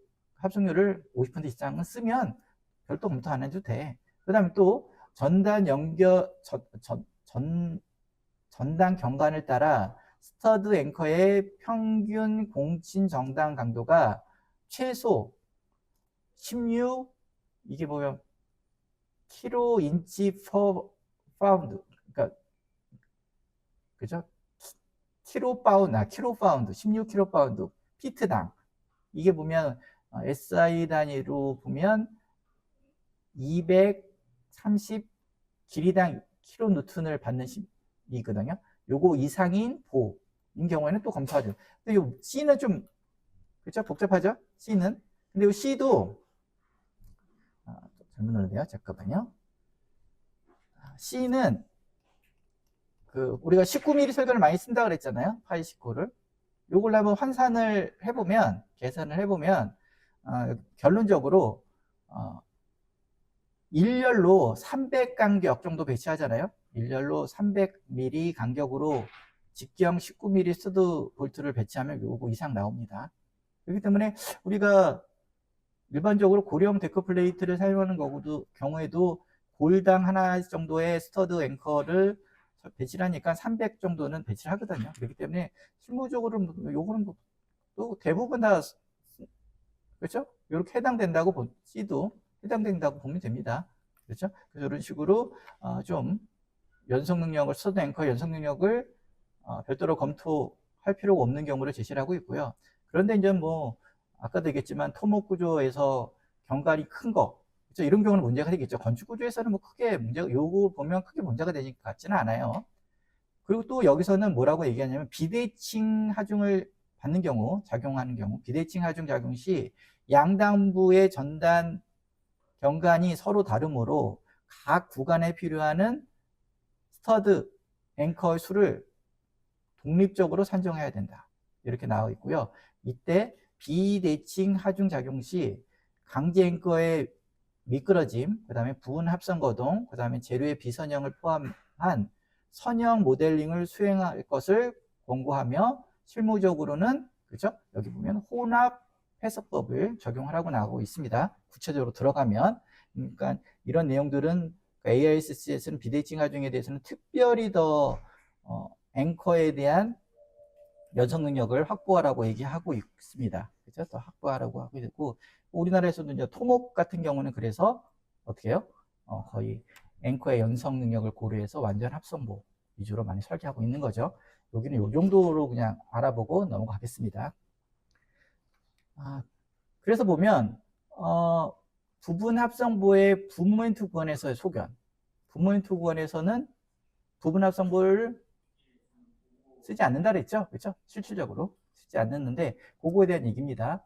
그래서 보면 정모멘트와 북모멘트 구간의 차이를 보면 강제 앵커의 간략 해석법 아까 세 가지라 그랬죠. 경관 99.1m 이하 50% 이상의 부분 합성보, 그 다음에 스터드 앵커의 평균 공신 강도가 230kNm 이상의 경우 세 가지 조건 중에 하나를 만족하면 정모멘트 구간에서는 압축축 콘크리트가 스터드 앵커를 강하게 구속해서 전단 연결, 스터드 앵커, 용접부, 주변 콘크리트, 데크플레이트 영성이 상대적으로 높은 상태를 전제로 하고 있으니까 높다는 거죠. 문제가 되지 않는다.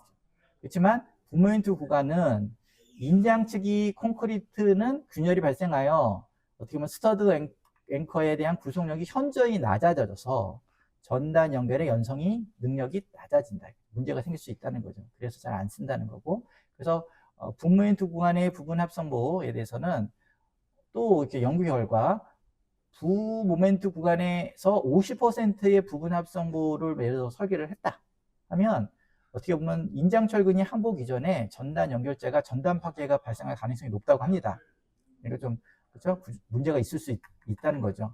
그래서 보면 부모멘트 구간의 합성보 고려 시 전단 파괴를 방지하기 위해 인장철근의 전단면이 먼저 항복에 도달하도록 충분한 수의 스터드 앵커를 배치하여 완전 합성보로 설계하는 것이 바람직하다라고 나온 거죠. 그래서 앵커의 수는 그죠? 인장철근의 단면적에다가 인장철근의 항복 강도 곱한 거 이상으로 충분히 배치를 해서 완전 합성부로 설계하는 것이 바람직하다.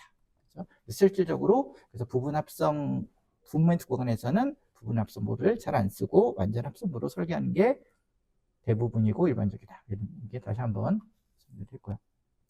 그다음에 마지막으로 부분 합성부 스터드 앵커의 실무적 고찰을 한번 해보겠습니다. 이건 어떤 식으로 검토했냐면 요즘 트렌드가 실무에서는 트러스 데크 슬라브를 주로 많이 쓰죠.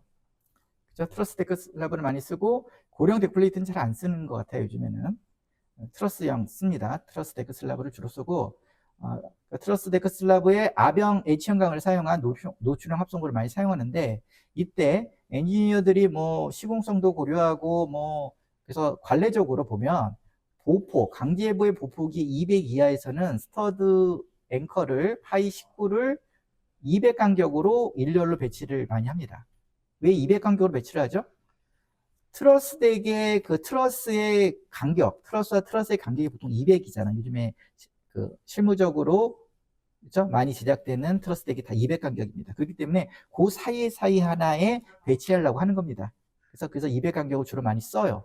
특히 뭐 단순 지지 같은 경우는 그럴 필요가 없지만 트러스 데크 플레이트가 연속으로 그렇죠? 연속 형태로 배치가 될 수 있기 때문에 트러스와 트러스 사이에 서den커를 배치를 해야 되니까 그래서 200 간격 주로 많이 쓰는 겁니다. 관례적으로. 그렇죠? 그리고 보폭이 예를 들어서 300이다. 강제보의 보폭이 300인 거는 이것도 서den커 200을 쓰는데 200 간격으로 쓰는데 이거 2열로 배치하는 게 일반적이에요. 많이 사용하는데 그럼 이때 이렇게 쓰는 것들이 과연 합성률이 대략 어느 정도 되느냐? 이렇게 쓰면 이게 완전 합성보로서 역할을 하느냐? 아니면 부분 합성보로 설계를 하는데 그럼 부분 합성보의 몇 % 정도로 합성률이 나오느냐? 이걸 하나 살펴본 겁니다. 대략적인 거예요. 대략적인 거. 물론 케이스 바이 케이스잖아요. 그렇죠? 근데 대략적으로 검토를 해봤습니다. 그래서 트러스 데크 슬라브는 두께 150을 가정으로 가장 많이 쓰는 거니까 그리고 스터드 앵커는 직경 19에 200 간격 그리고 길이는 100을 쓴다고 보고 그리고 강제 보폭이 200인 경우는 1열 배치를 하고 보폭이 300인 경우는 2열 배치를 한다고 그렇죠? 우리가 많이 이렇게 쓰니까 그럴 경우에는 QN이 뭐죠? 스터디 앵커 한 개에 계산해 보면 한 개의 공친 전달 강도가 이렇게 나와요. 그렇죠? 85.05kN 나옵니다. 그리고 이런 경우에는 감소계수가 아까 우리 살펴봤잖아요. RG는 1이 나오고요. 게이지에 대한 감소계수가 그 다음에 RP는 피치에 대한 감소계수는 0.75가 나옵니다. 그리고 이럴 때 스터드 앵커의 단면적은 283.5 mm 제곱이 나옵니다. 요거는 뭐를 기준으로 하죠? 직경, 줄기 직경, 공칭지름이라고 있죠. 그러니까 파이 19니까 19를 기준으로 직경이 19면 단면적이 얼마죠? 4분의 파이 d 제곱인가요? 그죠? 파이 d 제곱. 그렇죠? 파이 d 제곱. 그러니까 이렇게 계산을 하면 아마 이게 나올 겁니다. 그리고 스터드 앵커의 인장 강도 FU는 강도가 낮은 거 우리가 가장 많이 쓰는 400MPa 쓰고요. 그렇죠? 그리고 이때 우리가 강제보가 단순 지지 경관을 가지고 있다고 치고 그래서 정모멘트 기준으로 그 다음에 경관은 보통 우리가 그냥 약산으로 보통 어떤 H형광이 있으면 고곡의 높이의 20배 정도를 많이 쓰고 앞뒤로 해서 많이 쓴다고 했잖아요. 거기에다가 뭐 합성 보니까 2m를 더 추가를 시켰어요. 경관. 요럴 때 그러면 완전 합성보의 수평 전단력 V'은 어떻게 되죠? 강제보의 단면적에다가 AS에다가 FI 항복강도 강제보의 항복강도를 곱하면 되잖아요. 그렇죠? 요걸로 그냥 수평 전단력을 약산으로 그냥 계산한 겁니다. 그렇죠? 약산으로 계산을 한 거예요. 그러니까 물론 이제 콘크리트 쪽 아까 콘크리트의 지압 강도로 인한 그 수식도 하나 있잖아요. 둘 중에 작은 값을 쓰는 건데 요걸 그냥 그렇죠? 이렇게 본 거예요. 그냥 약산으로 AS. 왜냐면 그 유효폭을 모르니까. 그렇죠? 유효폭을 모르니까. 그러니까 어떻습니까? 작은 값은 강제가 보통 이렇게 작은 시리즈 같은 경우는 작은 값이 뭐가 되겠어요? 작은 값이 강제가 작은 요 값이 되겠죠. 작은 값이 수평변환력이 강제로 인해서 작은 값이 될 거고, 부재가 커지면, 그죠? 부재가 커지면 이 콘크리트 유효폭에 해당되는 콘크리트의 지하 강도가 작겠죠, 사실은. 그래서 이때 우리가 아변 H형광을 많이 쓰니까 아변 H형광의 항복 강도가 275메가파스칼에서 그죠? 이런 식으로 배치를 했을 때 200폭 이하에서는 서드 앵커 파이 19를 200 간격으로 일렬로 배치하고, 그리고 폭 300에서는 서드 앵커 파이 19를 200 간격으로 2열로 배치할 경우에는 과연 완전 합성부와 부분 합성부의 강제 앵커를 비교해 봅니다. 어떻게 보면 정확한 건 아니고 약산이라는 거죠. 그렇죠? 그렇게 보면 어떻게 했습니까? 좀 요게 분홍색, 빨간색으로 쓰는 것들이 조금 이렇게 요렇게 배치를 하면 완전 합성부에 미달된다는 거죠. 그렇죠? 그렇게 보면 어떻게 됐습니까? 요렇게 배열을 할 경우에는 보통 폭 300 H형광 아변 H형광 시리즈의 폭이 300 이상인 경우에는 그렇죠? 이상의 경우에는 어떻게 보면 이렇게 배열을 하면 200 간격 1열 그러면 H형 파이 19 200 간격 2열로 배치된 경우잖아요. 이런 경우는 대부분 다 그 자체가 완전 합성부의 조건이 된다는 거죠. 물론 여기 각 시리즈 중에서 그 큰 부재들 몇 개는 약간 모자랄 경우가 있어요. 그렇죠?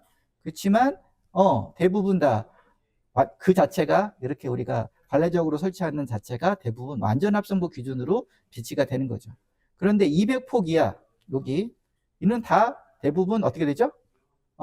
대부분이 뭐 다 그런 건 아니지만 대부분이 완전 합성부로는 충족을 못 시킨다는 거죠. 그렇죠?